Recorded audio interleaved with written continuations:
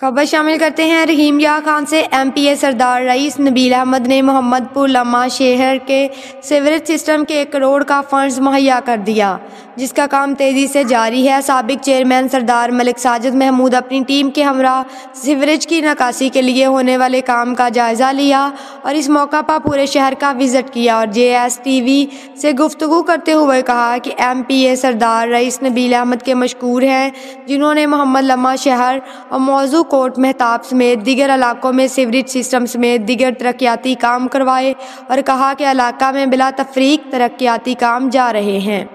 خدمت کا مشن ہمیشہ جاری رہے گا۔ کیمرامین ٹیم کے ساتھ سید سعید Jilani, bureau chief, J N news, رحیم یار خان۔